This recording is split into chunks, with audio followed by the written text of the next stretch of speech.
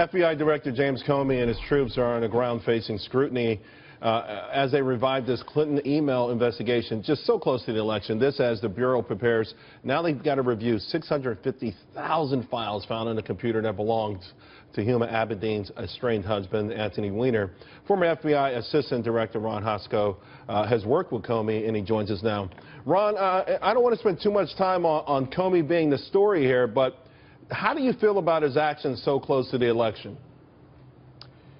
You know, I think that the director was put on a path in this direction this summer when the Attorney General took this ill-fated, ill-advised meeting with Bill Clinton.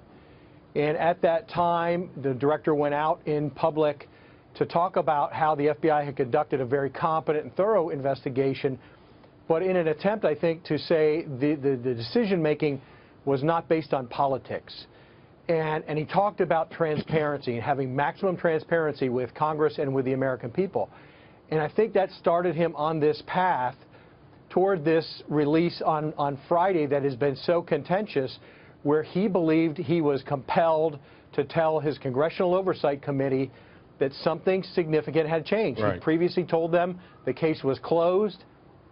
He obviously believed he could not sit on this new information, sitting on potentially, 650,000 emails. That's a big egg that you don't want to hatch and blow up on you. And so I think he felt compelled that he had to be forthright at this time. Ron, apparently Loretta Lynch requested that he wouldn't go forward. She did ask him not to. They met yesterday morning. Now that he's gone down this path, now that he's been forced to go down this path, when should we expect updates? I mean, is there a responsibility now for the FBI to give us an update by the end of the week? Some sort of, hey, we've gone through 150,000 of them, and this is what we found. Yeah, I think that would be the kind of the consensus view that you owe us something more because you've had a period of time to look at it, to assess it, to understand what it is.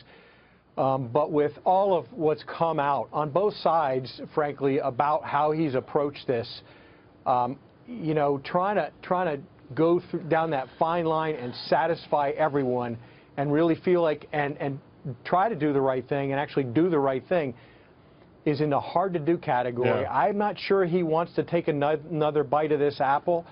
If I were to counsel him, I would say pull back, let DOJ make that decision, and let them step up to the plate if it's necessary. Perhaps it's Loretta Lynch's turn since the director took a grenade for her back in July. We've only got a couple of seconds. I want to ask you about the esprit de corps, lack thereof, within the FBI, and if Comey's going to be the one to put it back together. Well, my friends have told me since the beginning that there was a strong consensus that the initial determination was the right one, and that is from line investigators up through senior leadership. I was told today that there's ridiculous reporting about agents turning their back as the director walks down the hall, that there's a stack of resignation letters. First, the director doesn't have to sign resignations to approve for somebody to leave the organization, or retirements. People come and go all the time. That's not held up by the director. If somebody wants to leave for some reason, they can. But I'm told that there is still a very strong support for the director. There are questions about how that July release went, but those are healthy questions, and I think the organization will grow from it. Ron, thank you very much. Really appreciate it.